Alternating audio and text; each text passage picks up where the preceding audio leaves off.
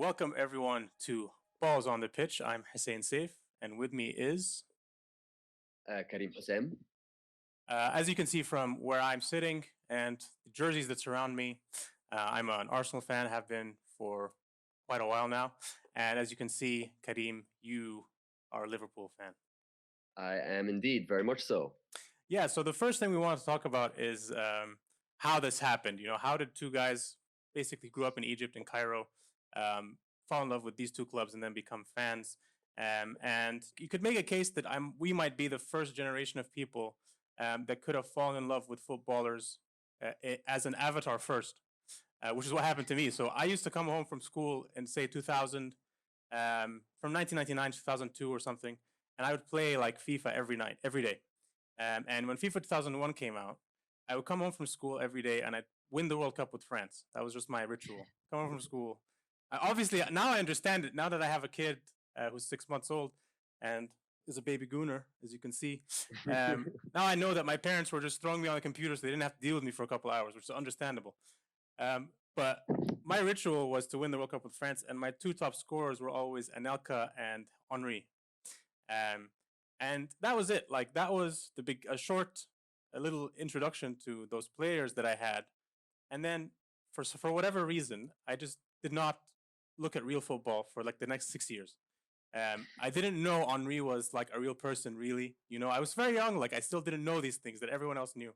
Um, and in like 2007 or something, I was walking across like my family's house in Ein Suchna, which is like by the Red Sea, and I saw Henri, and like I had an idea of how he looked like by that point, and I saw him in a yellow Arsenal shirt playing in the Champions League against Spartak Moscow, and it must have been his last year at Arsenal. Um, but that was the first time I realized, oh, this is a real guy, and he plays for a team called Arsenal. And so that's when I became an Arsenal fan, because I was like, oh shit, this is crazy. What is this childhood memory that I have of winning the World Cup with this amazing player? It turns out he's real and he's plays for this club. So I was like, oh wow, okay, fine. So then I became like obsessed with it. Started looking up everything I could. Realized that I had missed out on like the Invincible season, like totally just napped through it as if it didn't happen, And Yeah, I was like so now you basically missed like the peak Arsenal, like peak good yeah. Arsenal. Which is why I know that I'm like a real fan, because like I didn't need that to be a fan. It's just That's a good point. That's true. Makes sense. I like being a fan of the underdog, and that has been my Arsenal experience so far. So like the last thing I'll say is like in 2014, the year we won our first FA Cup.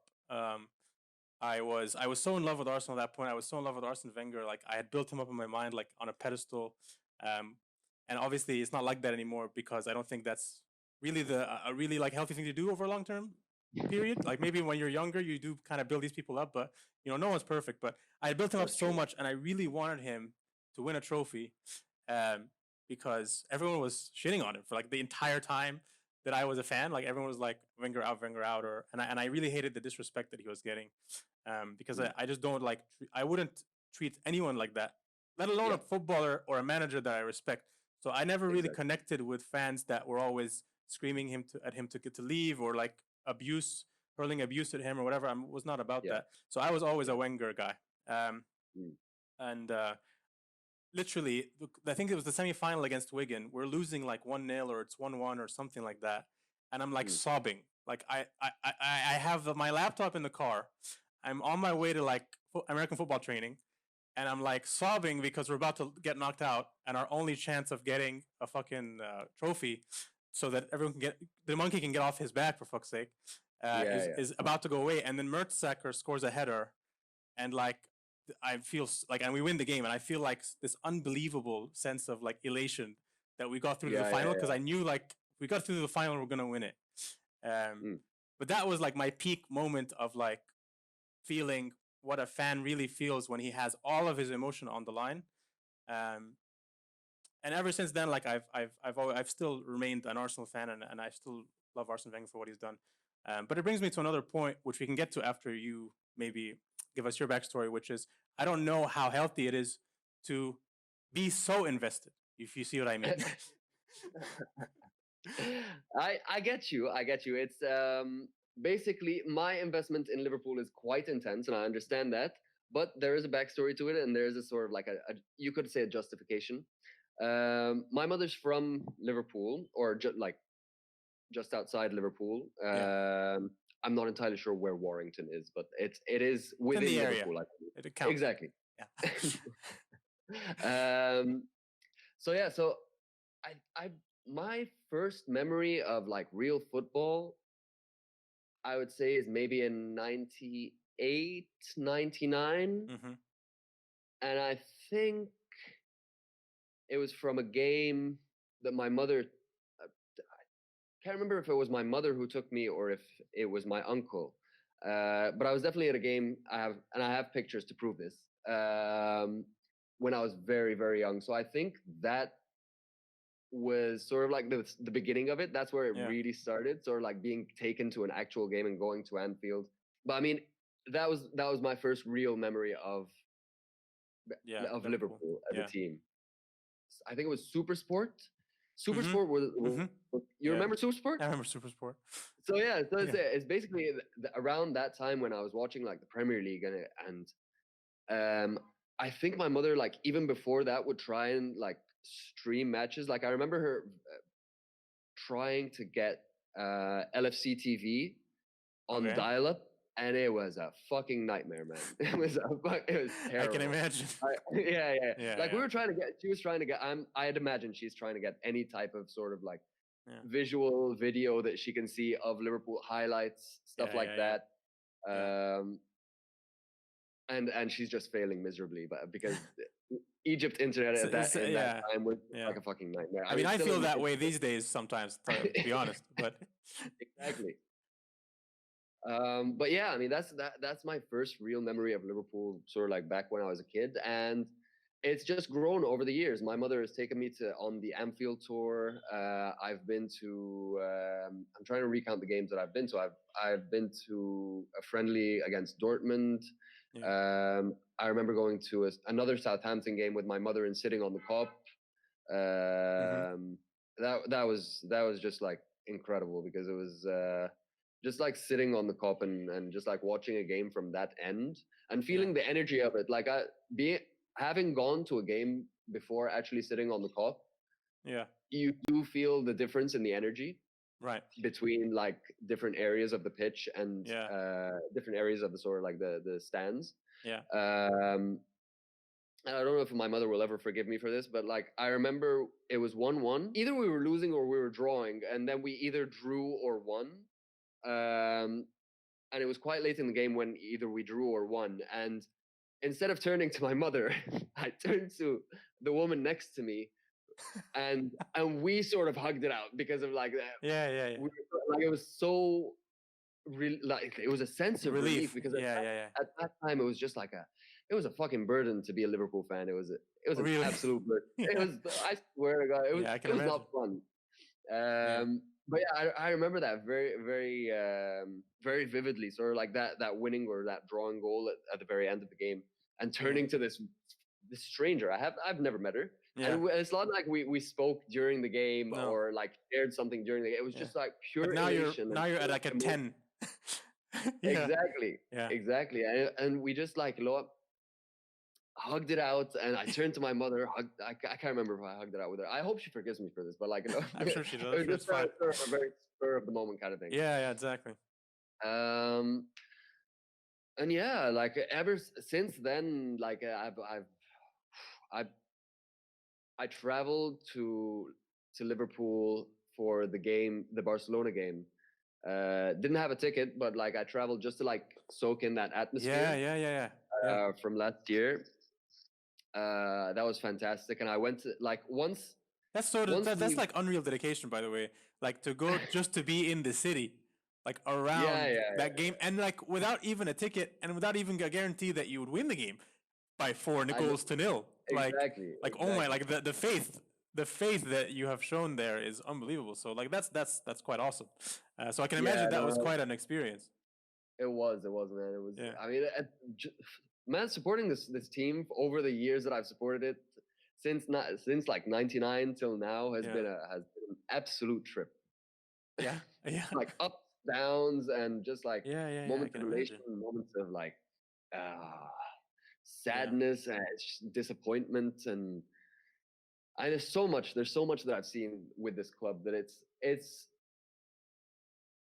that type of the relationship that football creates between a fan and an entity, um, and it's a very special. It's a very different feeling from anything I've ever felt, and it's just been. It has. I mean, it's gonna sound cheesy, but it's sort of been like a forced marriage. It has. Oh, amazing! Just so that's good for me to know, because I guess that's what I'm gonna do to my kid. Is like he'll be like, that's what how he'll feel, I suppose. So that's good to know. It does. It just feels like forced marriage, man. We've been together for but like it's like one of those forced marriages where it worked out, you know. I mean, look, with football, I was forced.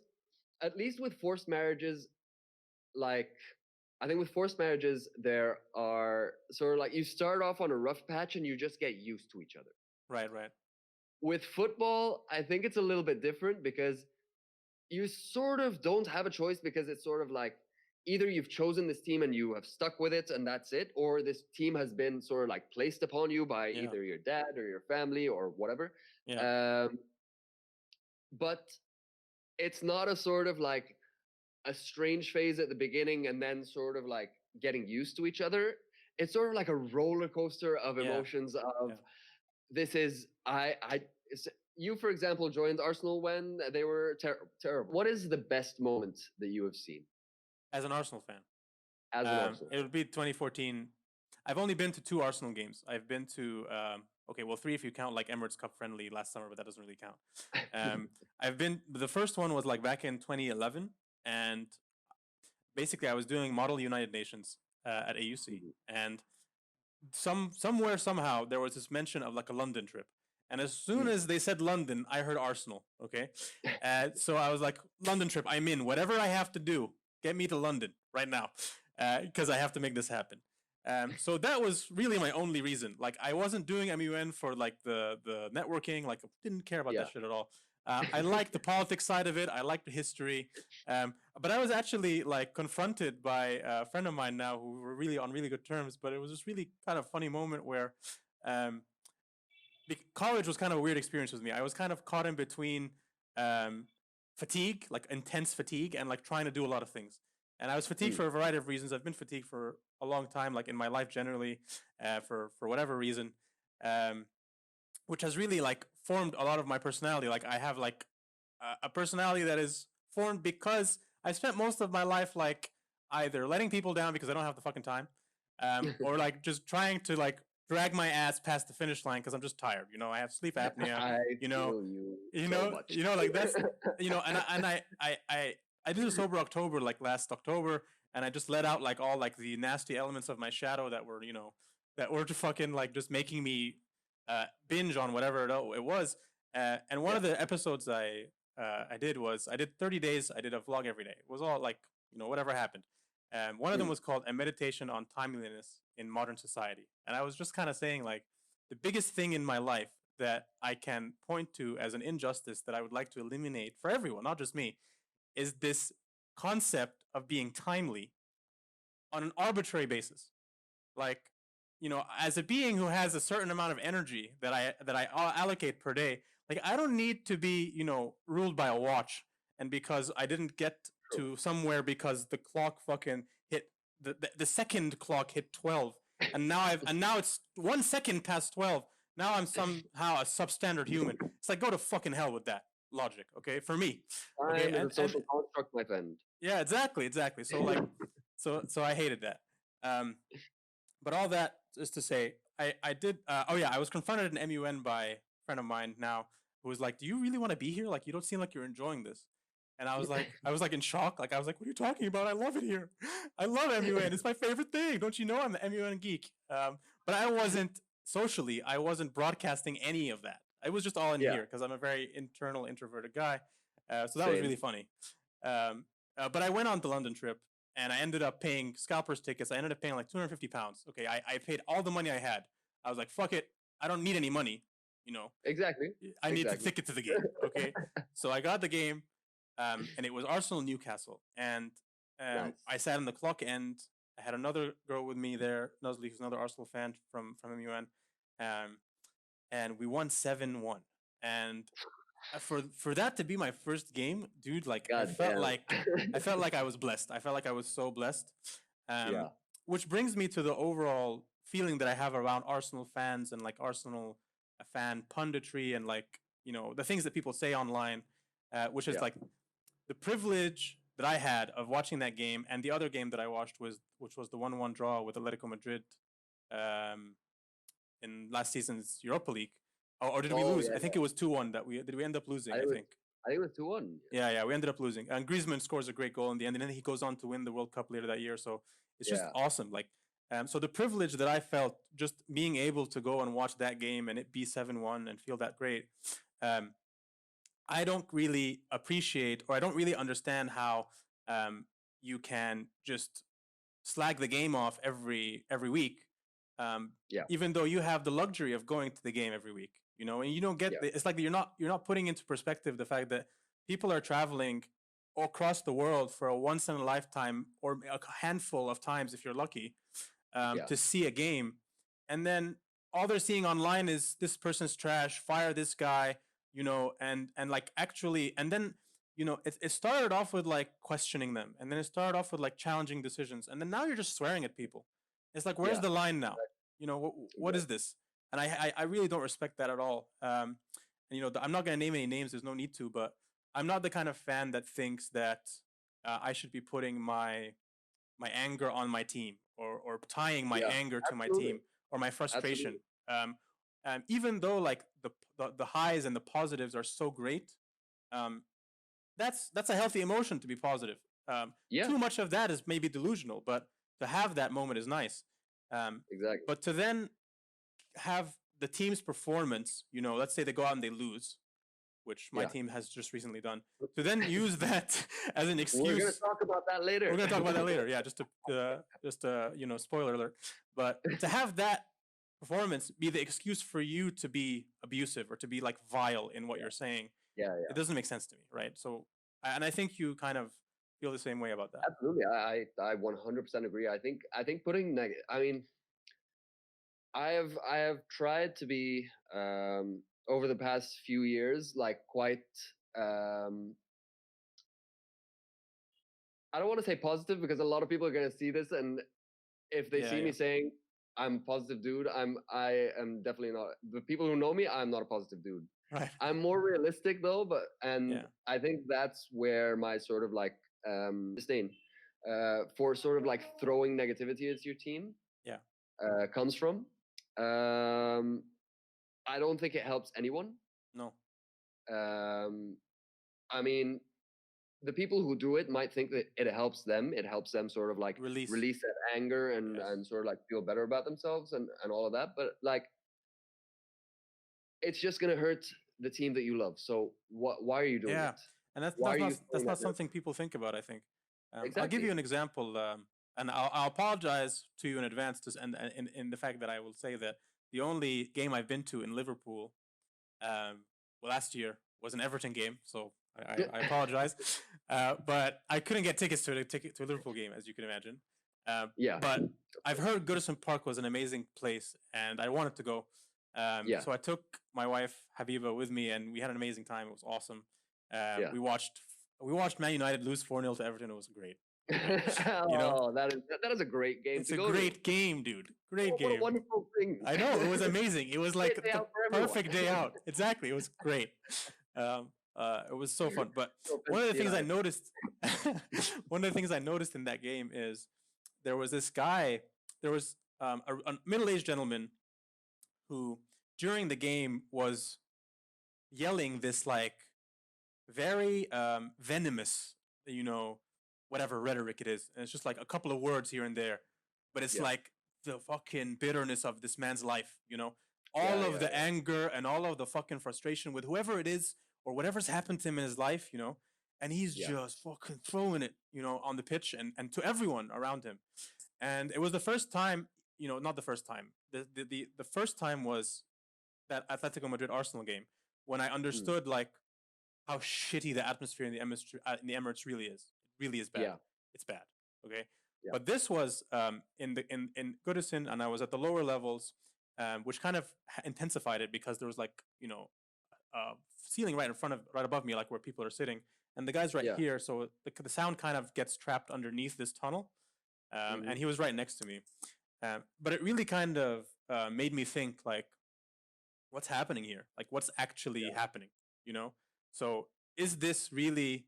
Um, and this was paired with the duality of, wow, look at this. Like, I understand why people love this now. You know, like when I Yeah. saw all of those people in Goodison, and they're all, it's a spiritual thing. It's not nothing. It's a spiritual thing, and that's why I respect it. Mm. It's a spiritual experience for me to go coach a grassroots game. Yeah. I love it. I love seeing it happen. I love Mm. interacting with it. So when I see that version of it, which is the dark side of that, Yeah. um, it makes me think like, what not I mean, not what's happening, because it's kind of clear what's happening, Mm. but what can be done about that, and because Yeah. that's the kind of thing that also leads to racial abuse, and it also Exactly. leads to extremism and radicalization, and people Exactly. thinking that it's a good idea to fly a banner above a Manchester Sister City Exactly. and Burnley game, Yeah. because they've already tied they're like they've pathologically tied themselves to the club and its performances Yeah. for no actual rational reason. I mean, I get that connection. I get that connection of that really powerful connection that you have with your Yeah. club. But at the end of the day, it doesn't make sense to me. Like, why are you getting so riled up about it? No. Yeah. It's not good for you. Well, they think it's good for them, but it's not really good for them. It's not actually No. good for them because No. No. it just breeds that hatred. It breeds that anger, and you just And it's a like, pattern, and you repeat it every game yeah, now. So you go to every exactly. game and you do it every time. Exactly, Yeah. exactly. It's just like, why are you doing this, man? Why, like, it doesn't help anyone. It doesn't help you. It doesn't help the players that you're shouting at. It doesn't help No. the manager that you're shouting at. No. Like, why are you doing it? It's just weird. Yeah. Mhm. Yeah, Yeah. that's There was this like interesting thing that was going on amongst Arsenal fans, like in the Wenger reign, towards the end of it, where there was people like, for example, me, who would be like, who would be disappointed in the fact that the fans are booing or the fans aren't behind the team, like get yeah, behind the team and lift the team up, right? yeah, Um, which is a real thing. It's not something that it's not maybe like as real as this is a notebook in my hand, in that it might not work all the time because your team might just suck that day, but it is a tangible boost that a team gets, and so it is also true that if you start booing and if you give the team negative energy, then that's just absolutely. another thing that they have to contend with. They have to deal with Yeah, exactly. If they're losing a game, the last thing they want to hear is booze yeah, because yeah. it just puts you down. You're just like, well, you know what? Fuck Yeah, it. fuck it. Yeah, exactly. I Who don't want to play. cares? Yeah, Exactly. and I think there's a disconnect between a fan. Um, I think the fan experience has now disconnected them from the reality of being a player and a manager so much that they now Yeah, feel entitled to a win yeah. or entitled to a result. That's And maybe this is just like the top four fans, because we're used to it. Because I'm sure there are fans of like championship clubs or even lower division clubs. Even National League clubs have fans, yeah. where I'm sure they're not as entitled about it because maybe it's not something that they take for granted in that way. True. True. Yeah, perhaps. I think it's the really sort of like heavy spotlight on their teams and sort of like the amount of money in the game and the amount of like the inflation in transfer fees, all of that it has an effect on the fans and it has an effect on sort of like how they Expectations. react. Yeah, Yeah, yeah, exactly. So it's just like that it breeds that impatience and I think the coronavirus, this whole pandemic basically, and pausing football for I don't know, was it 3 100 days or months, something. Yeah, 100 days, yeah, yeah. yeah, yeah, So I think that's actually been good for the game. It's put the game into perspective slightly, um yeah, and showed everyone, literally everyone, that there are more important things in the world. yeah. um And and it's it kind of it like, yeah. Sorry, go ahead. it's given us sort of like that appreciation for the game when it came back. Yeah, Like exactly. what more? Like I'm on Twitter, and I have a lot of I follow a lot of football stuff. So I was seeing sort of like things like, oh, I will never take I don't know, like I'm trying to pull up any two random names without offending like those teams. But basically, like, let's say, oh, I can't wait to watch Brighton versus Burnley. Like, I'll never Right. take for granted one of those games again. So, like, that's what the type of tweets that I was seeing were. Right. So it's sort of like it just like helped make people appreciate the game and what it's about more Yeah, than sort of and all of the what's around it. I think one of the things as well is that the world has been for decades, I think, been spinning around the axle of like the capitalist machine, and it's like everything has to happen. And it has to happen because people have bet on it and we've spent all the money and you have to do it. And, and it's so much pressure to deliver financial results as well as football results. But that's pressure that exists like in all industries as well, and I think having the pause has given a lot of industries and companies perspective on how they could do things better. And for some people, unfortunately, it will have not given them any perspective at all. But let's let's just assume that for the most part, people are getting something out of it. I know I have. For me, because of my aforementioned problems with being fatigued, this is like what I've needed. Like I've always imagined in my mind. I've always imagined in my mind living like the life of a writer, where I get to stay home and work from home, and be with my family and stuff. And so to get it now for a couple of months, it's like an affirmation of like, I mean, there's a reason I felt that. It's because this is kind of the kind of life I actually want to live. I don't really, because I'm not really wired energy wise to get up at 7 and show up at 9 just because you told me to. I will do it, but I will be like 80%. Yeah, exactly. The creatives who want to give the middle finger to the man. So I will do that, and I did. I have a job. I showed up every morning. But you're getting like 70 to 80% of me, because you've made me do it. You've lost something that I can offer you. And I think that's a reality that is probably true for so many people and so many things, where we've been clocked into this 9 to 5 schedule essentially just because CEOs are kind of assholes, and they want to see everyone in front of them, and CEOs happen to get up early. So now we're all doing a 9 to 5, and it's actually like Matthew Walker, who's like a sleep expert, talked about how, okay, this is insane. I'll just give it to you like in this stat. When daylight savings time goes backwards, there's like a 20-something% increase in heart attacks. What? Yeah. Every year. Because people are getting that much less rest. Like sleep and rest is so important that we are putting people actively at risk by making schools start at 8 and 9. It's and it's all just based on, again, to me, arbitrary decision making that we've accepted and we haven't changed. And so hopefully this kind of pandemic has given us a pause to think and reevaluate and restructure the ways we've been doing things. Now, in terms of recent events, because I was going to talk about Arsenal now, but I'll get to that later because this also applies to them. In terms of recent events, the season being stopped for 100 days, as we're saying, is going to change some of people's... they're going to be more appreciative of it.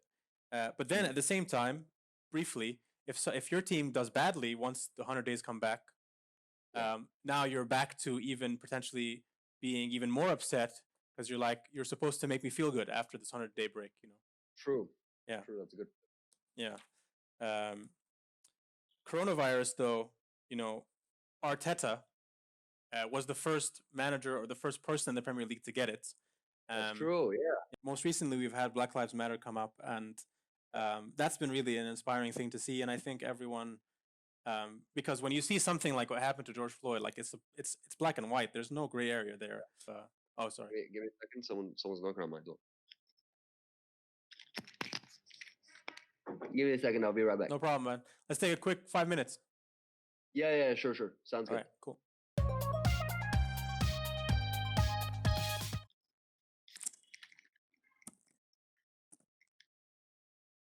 Hello. Yo. Sorry, I'm just eating my homemade bread. Nice. You're one of the people who went for the baking route after the pandemic, huh? Yeah, it just happened. Just happened right away. I mean, there. I guess it was just meant to be, you know.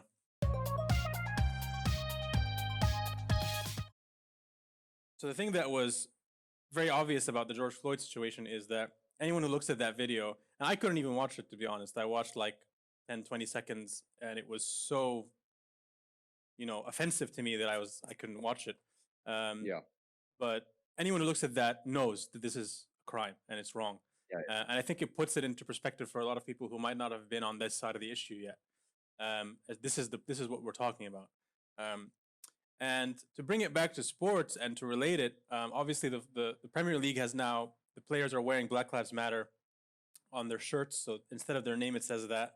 And the same people who would look at that video and still have a part of them that doubts what Black Lives Matter means are the same yeah, people who flew that banner over Burnley, right? And absolutely. over the Manchester City game, which said "White Lives Matter, Burnley," and the obvious thing to say is obviously you're missing the point. Like, this isn't about saying that one life matters more than the other. It's Yeah, about putting the spotlight on a problem that's been happening for hundreds of years, if not exactly. thousands, and actually giving someone a group of people space to address the issue and correct and you know you know become be do the instill the progress that needs to happen, right? um Yeah, Now I think there's only two kinds of people who would fly a banner like that. Either you're so like in your own world and you feel like you have had such injustice that it's so important for it to be known that white lives yeah, matter because you're white. Um, yeah, in which case, okay, maybe you're not a hateful person, but you don't get what's happening. exactly. Or you're an actually hateful person and you are making this message because you need to have a response. You need Yeah, to, and this is something that I expected. I studied political science, so I understand like these when these forces meet, there has to be a response. There has to be, a equal but opposite reaction, as they say. And so whether because of all of the hype that Black Lives Matter got, this small group of people or whatever, however big they are, decided, fuck that, they're getting all the attention, and this is bullshit. Our lives matter just as much as them. yeah, And 100%. I'm 100% sure that's how they think. I mean, it's yeah, it's just like a lot. It's more about sort of like whataboutism. hmm It's it yeah. What it's about just a me? game Yeah, of what yeah, about me? yeah. That's what it is to them, and it really isn't.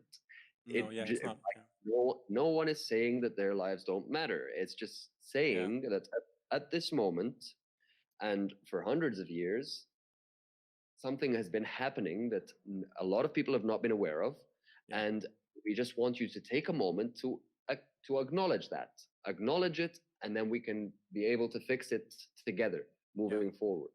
yeah, Uh, and it's just these like these are people who are sort of they're just missing the point of we want to acknowledge it right now yeah, so that we can fix it. yeah, yeah, And it's just like all they care about is themselves. yeah, That's basically what it is. It's a very narcissistic way of looking at things. yeah, Very sort yeah. of like it doesn't sit right with me. No, exactly. And it's not surprising to me that happened, and it's not surprising to me that, for example, here in Glasgow, um, there were protests to protect the statues that were being threatened in George Square. Yeah, So I know where like I know where I live. I know what Glasgow is, and I have to yeah, be, as a person of color or whatever. I have to be, I have to have that awareness, and I yeah, have to know where I stand socially. And that's the experience of being, a black person or a person of color, has been that you have to have this kind of qualification to yourself. You have to always yeah, think of yourself in society as, okay, fine, like I'm here, but I'm not like I have to be careful, or there are people out there mm, who don't like me, and I have to always have that in my mind. Um, mm, and that's one thing that maybe everyone has to deal with, because there's always going to be potential danger out there. Um, but when it comes Yeah, to like a systemic system where, if you have two, like that's what Trent Alexander-Arnold puts it, which I thought was a very good example, which is, he said, I don't want to get a job just because I'm black, but if there's two people who have the same qualifications, it's always going to the white person. And maybe yeah, that simply is what needs to start changing is, don't no one wants freebies. No one wants to be given opportunities for the sake of it, but you want to be recognized, and you want to be, exactly. you want to have that recognition that yes, you're here, you're present, you're contributing. Yeah, And exactly. yeah, I think that's extremely important. But it's also, you know I don't know how long it will take, but it's not going to be, because the people who are instituting this and or who are pushing this agenda forward, um, I feel like sometimes progressive ideologies get caught in like a bit of naivety, where they think when I see reactions like, I can't understand why someone would do that, that troubles me, because you should understand, if you see what I mean. Yeah, 100%. Yeah, It's so clear. yeah, It is it is crystal clear why it's happening, how it's happening.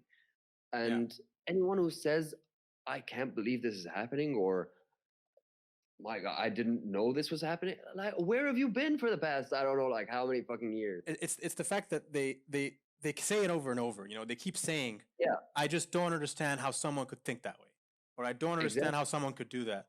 And I was like, that's, to me, that's a problem. You should understand. That's You know, part of the problem. it's part of the Exactly. problem. Yeah, because you're not Yeah, having the right conversation. You know. exactly. But anyway, I think we're getting really political at this point.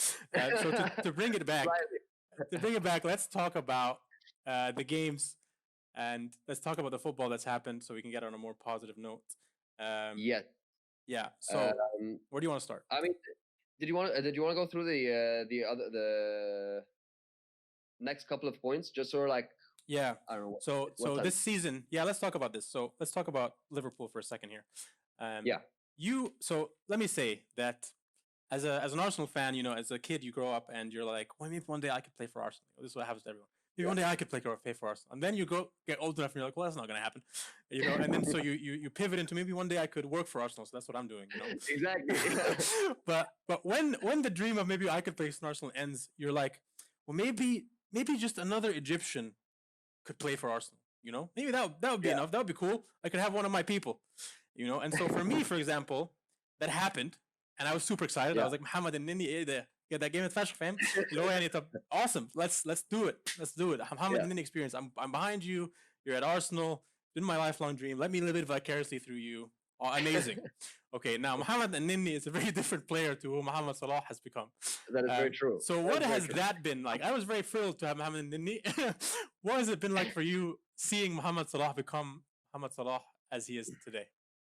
Um, it's it's been a roller coaster ride. It's been mainly great. Yeah. Um, Obviously, it's just been like mostly highs. You've got a very few lows. Yeah. I think was he? Yeah, I mean, obviously you've got the Madrid 2018 final in Kiev.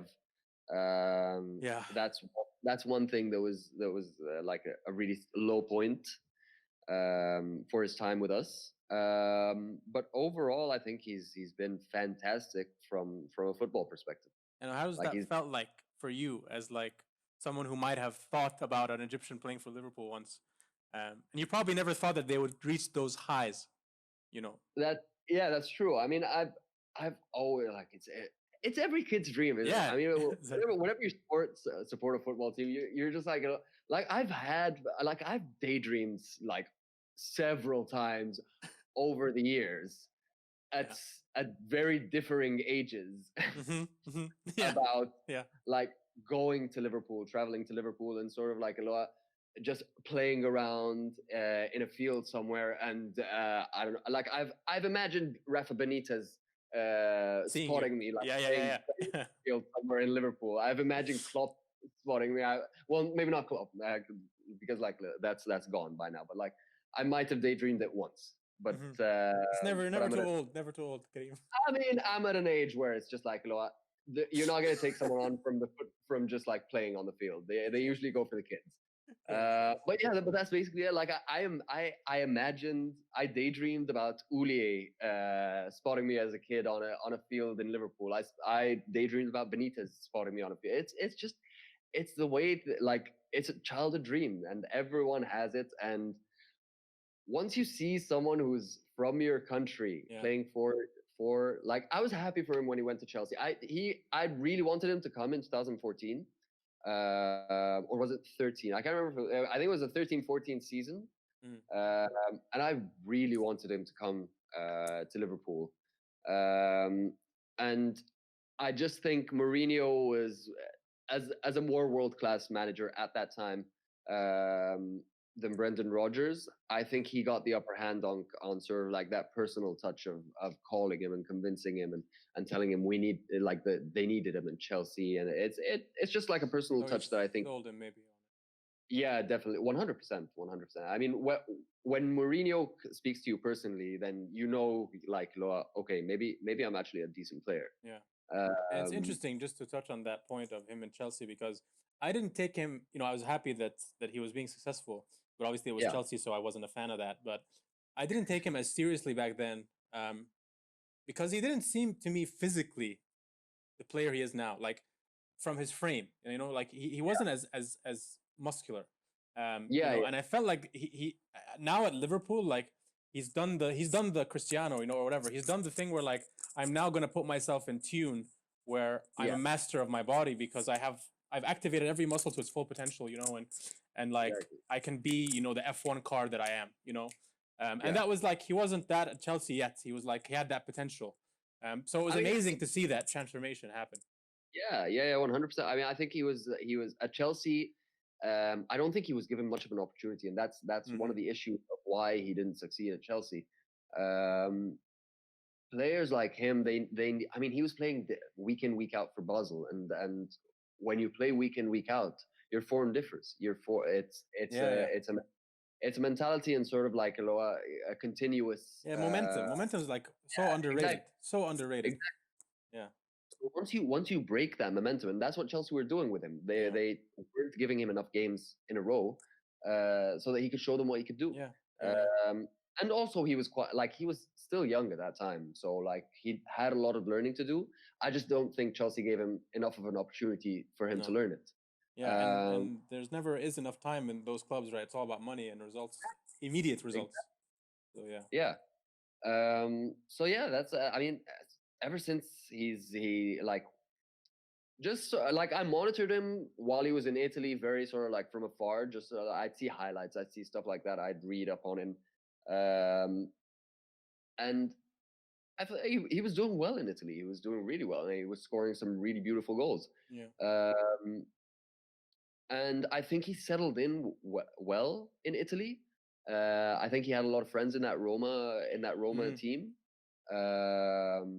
and I think he just was able to he's that type of person that sort of buckles down and I'm gonna do this. He's very dedicated, very yeah. determined, Discipline. uh Yeah, disciplined, exactly. He's yeah, very disciplined in sort of like the way he conducts himself. So seeing that transformation in Italy, and having him sort of like take on the culture, be able to speak Italian, so that yeah, you're able to. It's something that a lot of Egyptians have failed to do over the years, time and time and time and time again. yeah. And you see that with a player like I'm not gonna say I want to say Mido, Right. but Mido has like he was because he's sort of um I think he comes from a decent family, like a well-off family, Hmm. not like they're not lower class, for example. They're Right, right. not they're not where Salah came from, basically, which Okay. is So you think there was a touch more entitlement there, or like arrogance or something? not I wouldn't say arrogance. I think he was just used to that lifestyle of Europe, so he was able to Uh huh. navigate it, Oh, I see what you're navigate saying. way throughout Europe. Yes, he had like a long journey and a lot of troubles with different clubs as a player, but I think that comes down more to his personality than his dedication. I think he could have been a much better player, but I mean, you're not going to sniff it like playing for Marseille with Drogba, playing for Ajax. Roma with Yeah. Totti, playing with Zlatan at Ajax. Ajax, yeah. You're like It's he was actually at insane when Tottenham. I think about it. Like I He was didn't, at Tot- yeah, he was at Tottenham with like yeah, a yeah. bunch of like skilled players. Like he's had a career. No, he was obviously an extremely skilled player, yeah. But so I mean, something, whatever. Every player has his own, story, and this is something that I'm learning more and more, especially as I get involved in the game at a grassroots level and stuff. And when you look at it, you realize like to get where Salah has gotten, what you have to do is so much more complex than what people imagine.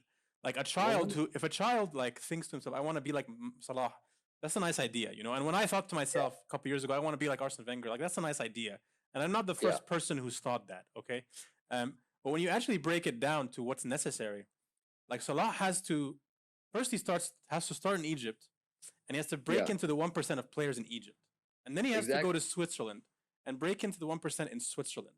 So there's a level of skill you have to now jump again, and then as you jump leagues, it's not enough to be the same. You have to jump, and it's the players that make the switch and then can't jump more that are the ones that didn't work out. But what he has done is remarkable, and that's why he's a superstar, because so few people do it. Which is that he has answered every question that's asked of him. Like he's gone to Chelsea. Fine, he didn't have as much time at Chelsea. He went to Liverpool, kicked it up a notch.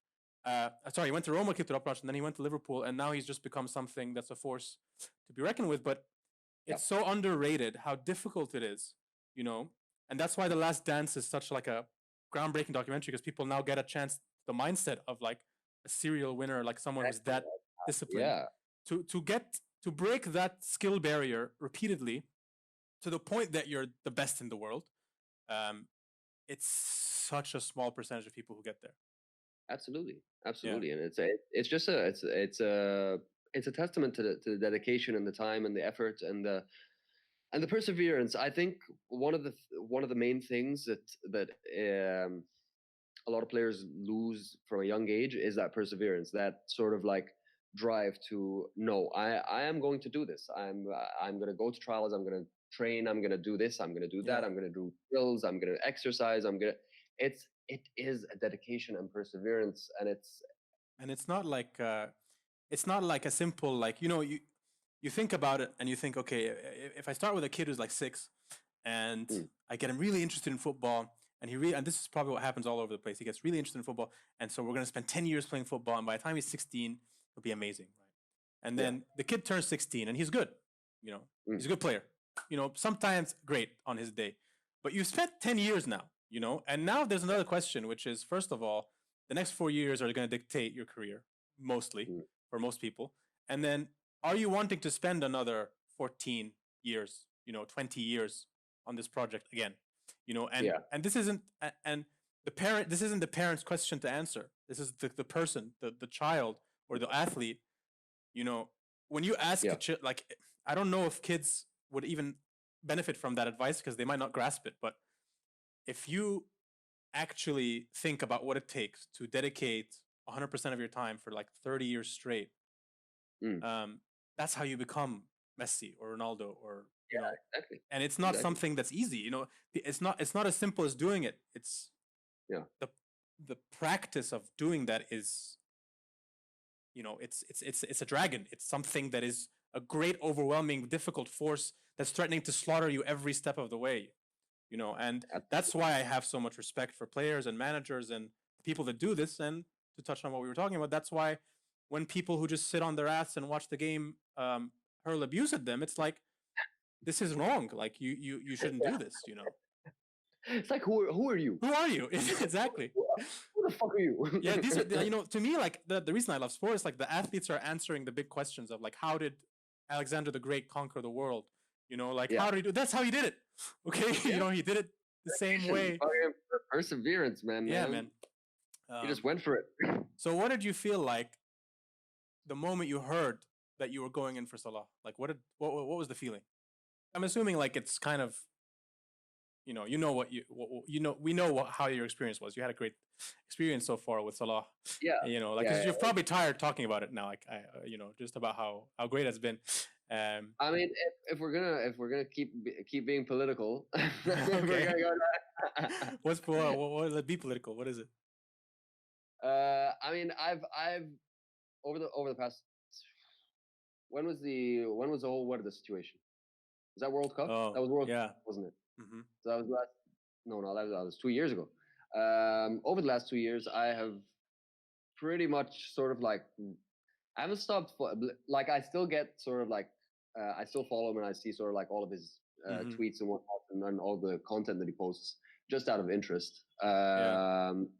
But I have stopped interacting with it. I don't interact with any of his posts. I don't interact. Like I try to minimize my interaction online with anything Salah related because it's just like what he stood up for with Warda was like it really didn't sit right with me.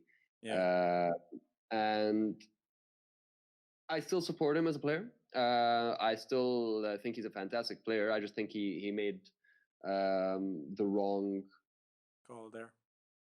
call. And I do want to say that I'm pretty sure that he was pressured into it because there are a lot of parties involved in sort of like that in that whole thing. Like there was Amberwerda, there's the Egyptian FA, there's his agent.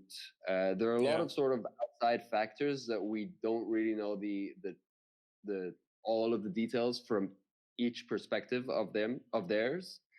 Um, so I want to give him the benefit of the doubt, but at the Yeah. same time, he is his own person, and he should understand that if he makes a certain statement or announcement, Yeah. it has a huge effect. Yeah. Like, I'll Uh, tell you just quickly. Like, what I felt yeah, during that time is, and I don't know, maybe I didn't get all of the information, but part of me was like, okay, are we just coming down hard on this guy for getting caught sexting yeah. because he's famous? Or is he actually being a creep or a perv at a level that is like really concerning and bad? Because I didn't get what was happening. I think it was how he was approaching these women. It's how, and it wasn't just about like the fact that like part of the reason of why it was like it was infuriating for me when Salah stood up for it was because you have had like if you go on Twitter, if you go on like there are news stories about this in Greece and I'm trying to remember where else he Mm-hmm. played, um, and there are news stories about him harassing up to 50, 60 girls in Greece. There are news stories about there's a news story in I believe there's a BBC article about him being sent home from a training camp back from the I think it was the under 20 squad. Mm-hmm. They were in France, and he just went to a random guest's room and yeah, a girl's room, and he just kept trying to pursue her, and Right. they're Okay, so he has a problem. Okay, that's yeah, different. Yeah, yeah, that's different. That's different. that's my issue. Like that, Yeah, yeah. I think a lot of people when it became public during the World Cup, they didn't know that history. They don't know the No, I fact didn't that know anything, to be honest. All I heard was he sent a picture to someone, and that's all I heard. yeah, So I was like, okay, what's the crime here? yeah, People do that. But if yeah, you yeah, put it in exactly. the context of this guy has a problem, I mean, yes, I agree. 100% it has a Yeah. problem. I And mean, so Salah is therefore kind of enabling him in that sense exactly. by It's defending sort him. of yeah. It makes the problem less of a problem for Amr Werda. Yeah. It makes it less of a problem when it should be more of a problem that we need to fix for Egypt as a country in general. But see, yani, don't you think Right. that Salah could have told him something different behind closed doors? Like, you know, because Salah I doesn't mean, seem. Hmm, yeah. I get what you mean of sort of like trying to protect him and yeah. whatnot, and sort of like not going public with a scolding. Yeah. But I think that this was such a perfect opportunity to address a huge problem that we have in our country. Yeah. And you would have, like, the whole of Egypt is probably watching the World Cup. Yeah. It's the first World Cup we've been to since 1990. Yeah. And 100% uh, let's say 90% of Egypt is probably watching that game. Yeah. Or watching the World Cup in general, watching Egypt in general, and seeing all of the news coming out of Russia, and seeing all of the news coming out of Warda, and all of that stuff happening. So you, as you're the best player that this country has ever seen, basically. You have a responsibility as someone who is. I think, was he the captain during Russia? I can't remember be if he was the surprised captain. if he wasn't, to be honest. But yeah. But I mean, he's the star of the team. He's the star of the team. He has a responsibility to be able to relay what the fans expect. I mean, let's not say what the fans expect of him, because the fans went. Whatever. I mean, they were like, yeah, they held up pictures of him, and the next game. So basically, as the star of the team, he has a social responsibility to be able to not pick sides, which is what it looked like. It looked like he was picking sides, and it looked like he was saying, you know what, he made a mistake. It's okay, without having that context of the previous, and true. actually being able to address it. If Salah had worded his tweets a little differently during that time, you could have seen a huge change, man. A huge change in this country. Yeah. If he just worded it in because then you have news outlets that are taking these tweets and taking his words and relaying them to the rest of the to people, to the 100 million people that we have in this country. So the way he worded his tweet, or several tweets that he did on the whole Warda situation, I think they came from I'm quite sure they didn't come from him. He gave, but I think he gave the message of what he was trying to say. But I believe he was influenced a little bit by his agent in how that message came out in English. Right. And I believe it really it didn't sit well with the fan base that really cares about sort of like trying to solve the issue of sexual harassment and harassment in general in the country. And it was just a shame, because that was a really, really good opportunity to really educate people in this country on what the issue of sexual harassment is. Yeah. No, I guess I 100% agree with you. I mean, with the proper context, it makes a lot of sense. And when I saw his tweets, I just really thought, I thought he's trying to protect the kid from the modern version of being, shamed, which is quite intense, which is quite an intense thing, yeah. But you're right, and I guess favorite comic book is Spider-Man. With great power comes great responsibility. It that proves itself to be truer and truer, as time goes on. Like, you just begin to appreciate that more and more. But at the same time, like, are we expecting too much from people to be so like perfect with everything they say? I agree. After that, I was like, you know what? Yeah, it's not like, I genuinely felt after that it's not worth putting people that you admire on a pedestal. And basically sort of like hold them to the same standards that you hold yourself to. So I'm pretty sure, like, after that I understood that concept of sort of like really sort of keeping the sort of like the sports aspect of a player in one side, and keeping their personal views in another side, and just like separating both of them and appreciating whichever one you want to appreciate, basically. Yeah, I mean, there's a very interesting thing with Drew Brees recently, where New Orleans Saints quarterback, for people who don't follow American football, but he came out and said, I needed that, by the way. Okay. Well, he came out and said, I didn't know who he was, but I did see that statement. Yeah. So So he, it's a very, very, because back when I was like blogging, I wrote this piece because I was really inspired by something he said. Yeah. It's very sappy and whatever, but he was saying he had this thing like about prove everyone right, and this was when he broke like the all-time passing yards record or something, 90,000 Okay. or something plus yards Yeah. passing. And he said, prove everyone right. He's like, he said, I'm doing this to prove everyone who believed in me right. And I thought that was a really nice message. As opposed to prove Yeah. everyone wrong, he's like, no, I'm proving everyone right who believed in me, who gave me the time and built me up and told me I could do this.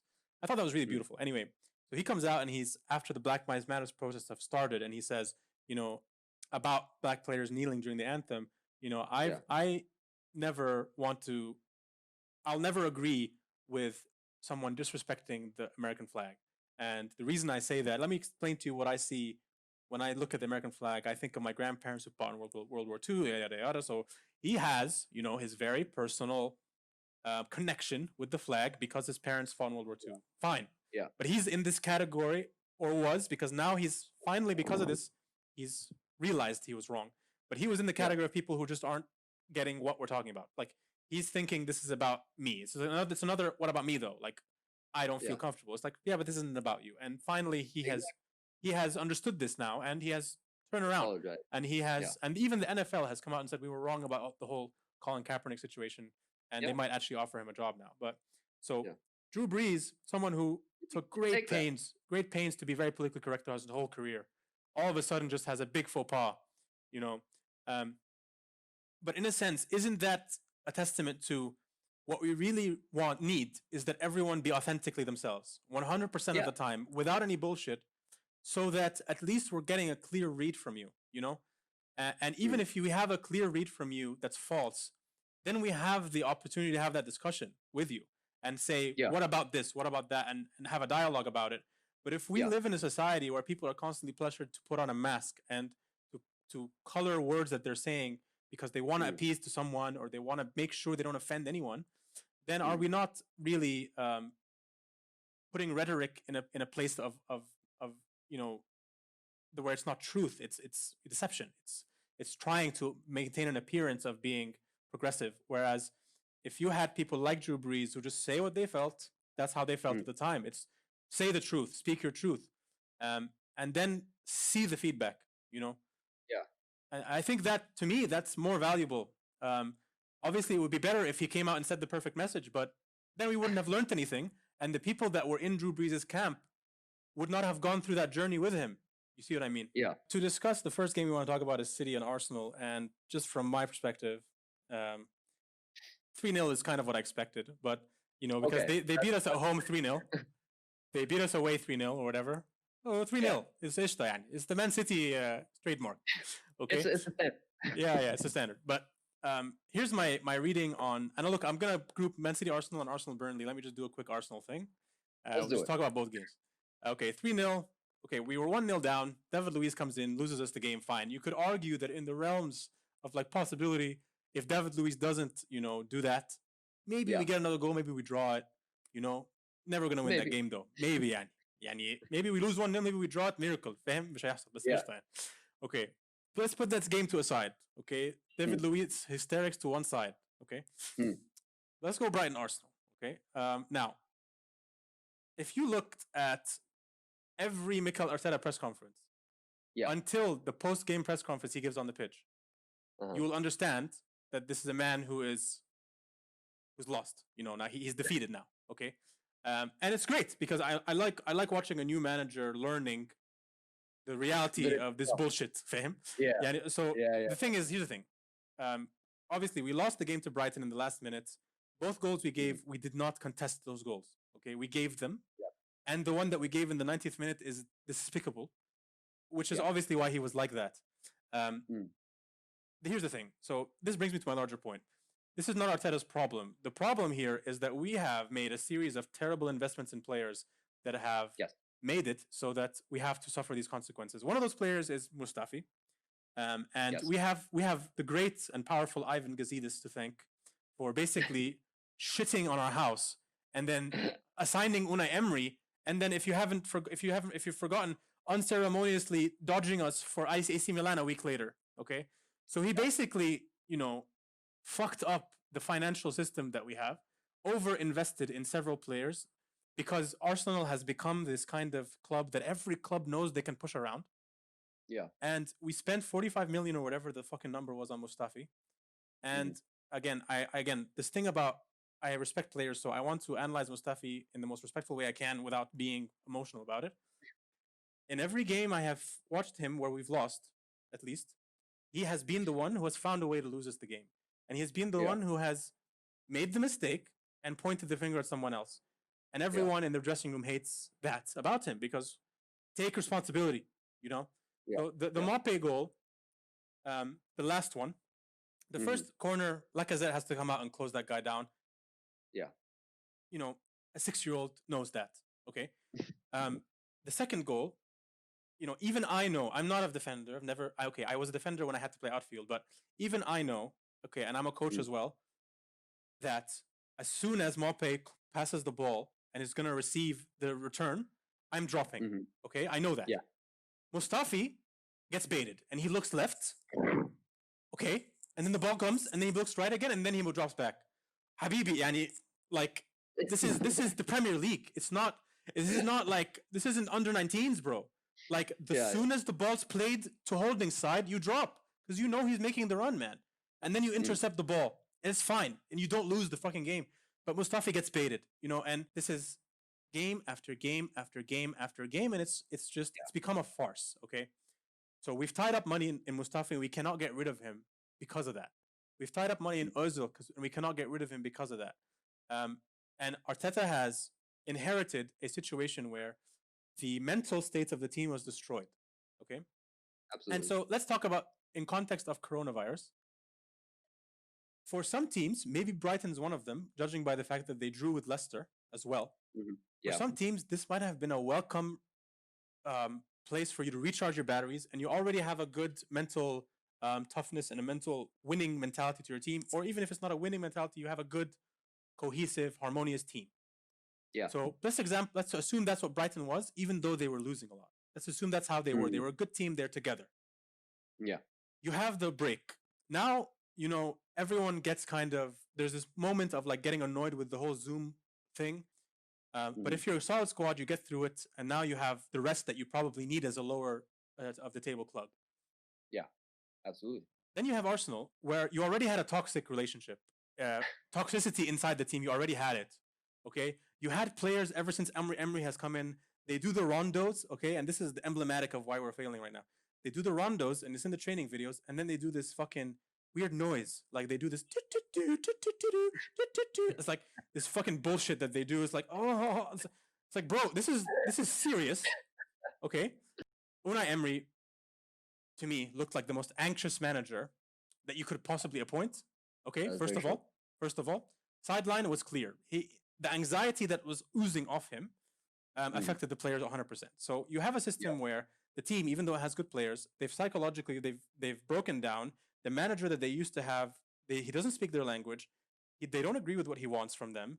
He's playing wrong formations and systems that they don't understand, and he's screaming on the sideline because he's anxious. Okay, so imagine Arteta comes in and it's like, wow, Arteta, amazing, the savior of all mankind. And, you know, our captain, we won our first trophy with you. We love Arteta, and I love Arteta, and everything's great. We go on an unbeaten run. Everything is awesome. So now the team is on a resurgence. But what actually happens now when the lockdown happens? First, Arteta, the savior of all mankind, gets coronavirus. Imagine what a mindfuck that is. And then some of the team gets it too. Okay? And then, okay, the problems that Arteta was the band-aid for in our unbeaten run, now we're starting to see, because this is the time where everyone saw who they were. You know, they were faced with yourself. So now the Arsenal team has to become faced with itself.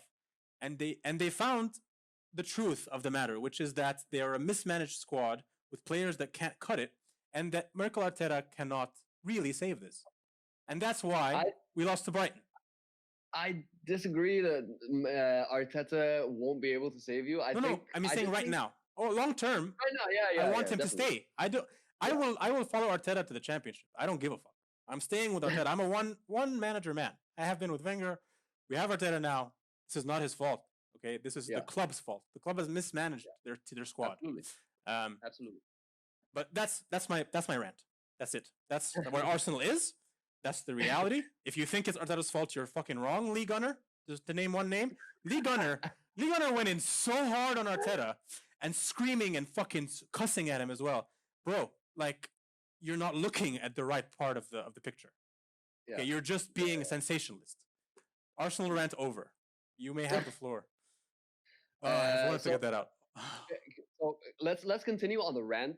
Yes, go ahead, please. So can we move to the Everton Liverpool game? Yes, let's do that. So I would like to rant about Lovren. Okay. So continuing rants. Look, I love Lovren. I absolutely love Lovren. I think he's a fucking wonderful human being. He's funny. He's sarcastic. He's got a good sense of humor. Please don't let him on the pitch. Just please don't let him on the pitch. Keep him to like, so that he's like friends with Salah.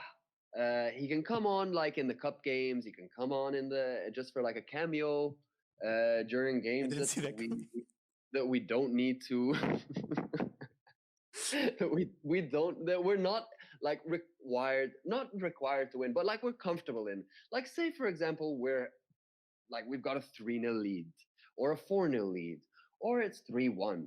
Just don't bring him on when it's like at a crucial stage. I just think he is not good enough to be on the pitch for Liverpool as a starter. I think he's a great player in terms of like squad harmony. Squad harmony. Exactly, squad harmony in terms of like squad depth. Just having him as an option, he's a good player to come off the bench. I don't get me wrong. He's not a bad player. I think he just like loses concentration way too much during a lot of games. Yeah. Well, that's really funny because my initial reaction when he came on the pitch was, oh, that's so cool, Lovren. I'll talk to Kareem about how great it is that he still has Lovren on his team. So I guess it's terrible, man. It's been such a roller coaster ride with Lovren. I love you, Dayan, but please, just like focus. Keep the focus. Like if you want to stay. I would love you to stay, but just like focus, please. Yeah. Well, when I watch the game, it's like, because I've been to Goodison, I understand now like how frustrating players find it. Because when I was at that Man United game, Rashford was playing right, and he was frustrated the whole game, and Pogba had to come and like be like, calm down, bro, like several times. Yeah. And Rashford he hated it. He hated being on the right side because there's like literally like 30 centimeters you have to work in, in Goodison. So I thought Everton did exactly what they wanted, 100. I don't know how. It was a very cagey game. It was very cagey game. That's what they want. Yeah, exactly. And I think they did well as a team. They had a few chances. Richarlison was certainly not as quiet as I wanted him to be after the comments he made about Van Dijk. But like, hey. He was kept relatively quiet. He didn't have too much of danger on our goal. Yeah. But yeah, I mean, I think they played a very good game, and I think they played to win, and they almost did. I could see them scoring. I could see them winning that game. I in certain parts of that game, I thought we were going to come out 1-0 with a 1-0 lead. Yeah, it's very close. I thought you could have won. Yeah. They had that one chance where they could have won the game as well, but yeah. It was probably a fair result on that basis. Exactly. But all right, exactly. So I'm sure, I find it really funny that like the tabloids still like, and obviously we both agree that what tabloid journalism has done to football journalism. It's almost not worth paying attention to it anymore. But like, I mean, it's like, Liverpool, stuttering out of the gates or whatever. It's like, yeah, whatever, dude. They're gonna win the league. Like, just exactly. Like, it's just like all of this talk about like, Liverpool they lost in 4 out of the last 6 games, and it's just like, whatever. Bitch, we're current fucking European champions, and we need to win 2 games to win the league. What are you talking about? Yeah. What's happening? Exactly. What are you're like? I don't give a shit about what you're saying. Yeah. And to wrap it up, because we have to go, it's like the media takes advantage of those fans by feeding the narrative every week, and that's how they get those clicks, right? Whereas me and you, being, we want to be measured and nuanced and just flat. We Yeah. take a flat season. Give me a flat season where I don't have to fucking feel anything. That's great. Maybe not a flat season. Nah, okay. Like I like my incline, my just a bit of an incline. Yeah. But For not sure, man. not every week, and not like doom and gloom every week on the paper. Yeah. Unbelievable. I think it's the tabloids have just like, especially in England, and I've spoken to people about this, and we can cover this in another episode. But like, I've spoken to people about sort of like the amount of the number of players, English players specifically, that we have lost, or not lost in terms of, but like just they've gone into the abyss. Mm-hmm. And they haven't really fulfilled that potential that they initially started off with. That is 100% the media's fault. 100%. You think so? Yeah. Absolutely. Because you're taking these kids who are like, what, 16, 17, sometimes 15 and 14. And like, you're just taking shots at them. And you're talking about them as, oh, the Walcott is the next big thing. And Walcott got taken to the fucking World Cup when he was 17. And that absolutely had an effect on him as sort of like, he's still like his brain is still developing, let alone his footballing abilities. But here you are, sort of like tabloids blowing things out of proportions. It obviously paints a certain picture in kids' head that it stunts their footballing growth, because they're so consumed by what the media is saying and all of that. So it's absolutely a tabloid and media problem. The amount of kids that we have lost in terms of their potential in the English game. Yeah, I agree 100%.